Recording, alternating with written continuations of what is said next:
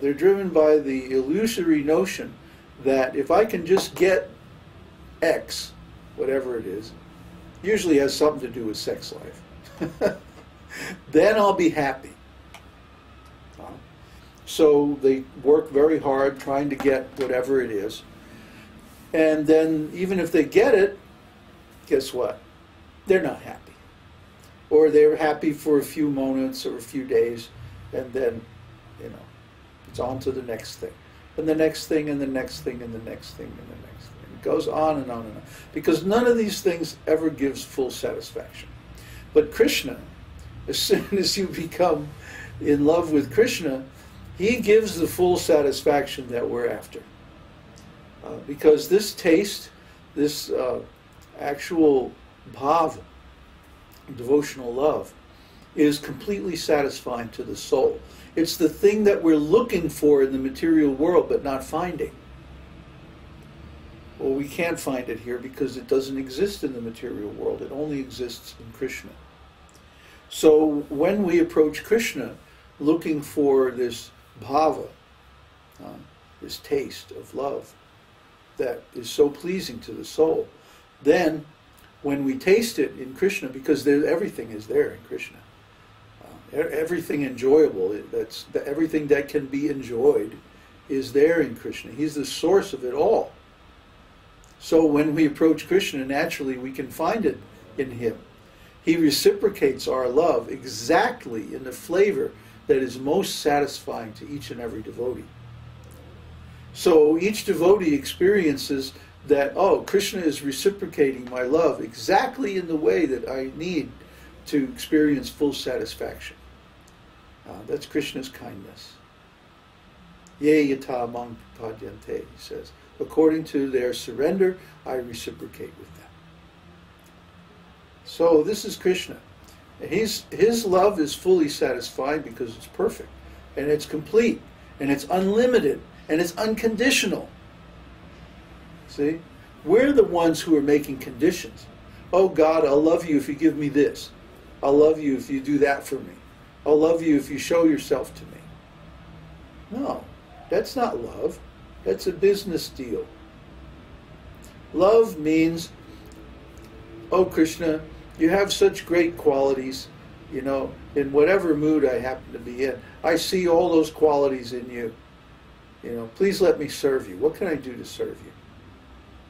And he'll not only reveal what you can do, he will give you the facility to do it. How do you think we're traveling around the world and doing all this service and, opening up communities and getting farms and doing all this stuff that we're doing? None of us have a job. None of us are independently wealthy. Our families don't support us. Nobody supports us. Krishna directly supports us and gives us the facility by inspiring people to give some donation. That's how it works. See, we don't do anything and you don't do anything. We simply desire to follow Krishna's instructions. We simply desire to please Krishna somehow or other, even though we have really no power to please Krishna. Somehow or other we desire to please Krishna, and then Krishna gives the facility to please him. And the more we please him, the more facility he gives, and so on like that. It's a virtuous circle, a virtuous spiral. So the more that we advance in this devotional service, the more we please Krishna. The more we please Krishna, the more facility and the more resources he provides, and the more knowledge and insight that he gives into his psychology and into his spiritual affairs. And then the more we please him, and then the more he reciprocates, and so on. See, it's actually a competition of love between the ashraya and the ashrita, between the reservoir and the object of love. See, the devotees are always trying to please Krishna more and more, and Krishna is always trying to please the devotees more and more. And they go on like this eternally. Each one is trying to top the other one, and then the other one is trying to like that. It's just This is how wonderful devotional service is. I mean, I just can't say enough about it. So I guess I should stop talking and ask for questions. Do you have any questions? I have questions. Okay. You were mentioning about Sthai Bhava. You have to speak up so that the camera microphone will hear you. You were mentioning earlier on about Sthai Bhava. And the way Prabhupada describes it is there are 12. There's 5 primary and 7 secondary. Yeah. And they all 12 come under Sthai Bhava. And I don't understand exactly how those 7 come under Sthai Bhava. Actually, the 7 are Vyabhichari Bhavas. Those are 33, right? We had discussed them earlier. Well, Vyabhichari, you can look at Vyabhichari Bhavas in 2 ways. You can look at them as the tastes, 7 secondary rasas, or you can look at them as the 33 stages or manifestations of ecstatic love. I mean, that's one of the things about this science, is that it's very complicated, okay? So I would say just wait and hear everything, you know, and then start to understand how it all works. It's a very complex system, okay? It's a natural thing. These tastes and moods of love happen anyway, as soon as we approach Krishna.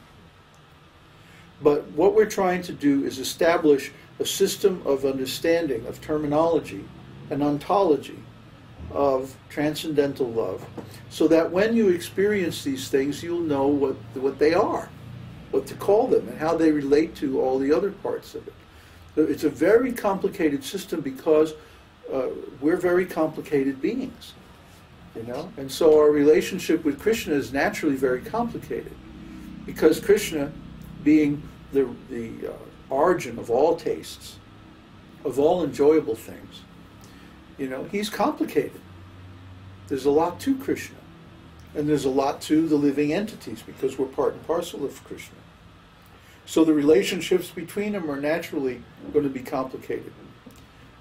Sometimes when we look at something one way, it will look a particular way. And then we look at it another way, it'll look a different way. And we need different terminology to describe it from that point of view. So it's sometimes Vyabhichari Bhavas means the 7 secondary rasas. Sometimes it means the 33 stages of different how can I say? Well, it's like Prabhupada always talks about cooking down milk. When you first start the milk, it's very liquid, and then when it boils, it tries to froth, boil over, froth up, and then it reaches a stage where it boils steadily, and then after you boil the milk for some time, then it reaches another stage, and if 2 or 3 stages later it tries to stick, and then you have to stir it constantly, and finally you can cook it all the way down until it's solid. See, and in between there's all these stages of milk. Milk is very complicated. So similarly, emotions also have these different states and stages of development. So that's one way to look at Vyabhichari Bhavas. Another way to look at Vyabhichari Bhavas, because you see, Vyabhichari means they're always changing. And similarly, the 7 secondary rasas are always changing. Sometimes they're manifest, sometimes they're not manifest. But the Sthai Bhava is always manifest. See, so it depends on how we look at it. Okay. So right now at this stage, most of these terminologies are pretty much meaningless because we don't have direct experience of them? No, they're not meaningless. They're not meaningless because in every devotee, for example, talking about Vibhava, as we are, in every devotee's experience, there's an impelling force, and there's a basic force that starts their devotional service. Krishna is the basic cause. Krishna speaks the Vedas, You know, he's the origin of the whole science and practice of devotional service. He incarnates on the different planets of the universe in different forms to spread this science, you know, and he makes so many arrangements for his devotees, like we were talking about, you know, protecting and facilitating his devotional service and like that. So he's the basic cause. But then his devotees, who are the reservoir of this devotional love, you see, they're the impelling cause. We become devotees because we associate with devotees, right? And everybody can observe that. Everybody who's a devotee, anyway, can observe these causes in their devotional life. They had this experience with these devotees, and that helped them to realize so and so, you know, and then they went here and they did that, and then they